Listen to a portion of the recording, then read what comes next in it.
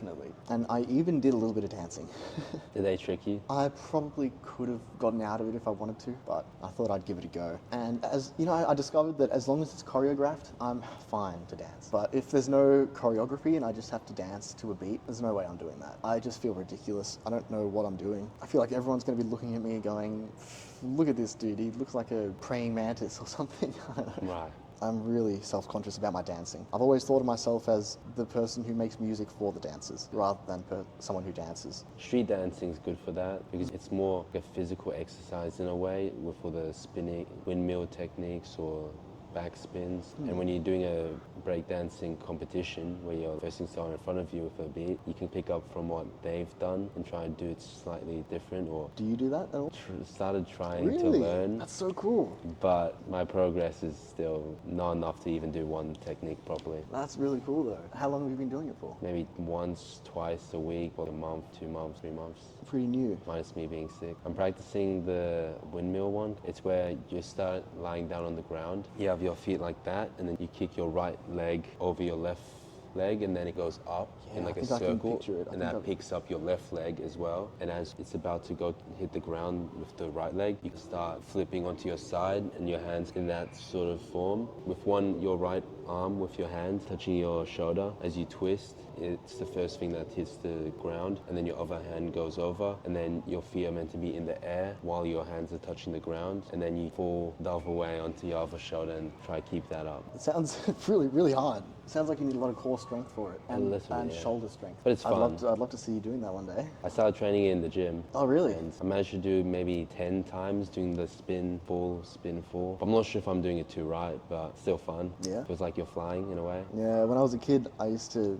think I could break dance because I would do that thing where you swing a leg just around in a circle underneath yourself, like this or something, and you just go. Oh, yeah. That kind of thing. And keep I that thought up. I used to think I was so cool for doing that. I did that at all the school discos. I cringe looking back. Luckily, there's a lot of YouTube videos and tutorials on how to learn the breakdancing moves, which is where I started learning the windmill. Well, that's the thing about this modern age is you can get good at anything really easily because there's so much information about every single topic on the internet. And there's a YouTube tutorial, like a dozen YouTube tutorials for every single subject you can possibly imagine. So it's a really crazy time that we're in, actually. Maybe I could get over my fear of dancing that way too. And calisthenic exercises? Yeah. It kind of feels like learning a calisthenics exercise. Yeah, rather than trying to display some kind of emotion in your body's movement. It's more like you're trying to do the trick and keep that up. And then you learn another trick and try connect them. That's cool. So it almost like makes me think of skateboarding. Do you ever skate? Never really have. When I was helping the skate park team at the Waterfront Festival, I learned how to jump onto a skateboard and how to flip a skateboard and then jump onto it. But I haven't actually moved around with it or gone down to the skate park. Well, the way you describe your learning breakdancing, it sounds similar to learning how to do just like an ollie. It's so much technique involved. Would you say that when you're trying, is it the windmill? I'm pretty sure it's called the windmill. When you're trying to learn that, is it more of a strength issue or a technique issue? It's a technique, timing, and then a little bit of strength, because your tricep fatigues a bit when you practice, but it's more so after practicing the technique for 10 minutes, 20 minutes. But when you actually nail it, it's probably less of a strength issue and more of a just... Yeah, same with skateboarding. Yeah, you just got to drill it, just drill the same thing again and again and again until it's harder for you to make a mistake than it is for you to get it right. I'm also trying to do another breakdancing technique where you start on your back, your hands like that, and then you kind of kick your legs up and then try to I can do that. I can do that sometimes. Because I'm trying, but it's not working. Really? I just keep smacking my back on the ground. Yeah, you got to be careful. Make sure to do it on a soft surface until you get it right. I've got to be careful though, because one time I tried doing it, but my hands were in my hair. Oh, and right. I almost ripped my scalp off. Got to be careful with that. But you can do it. I can. Surprisingly. When did you teach yourself, or did you just randomly? I just tried it one day.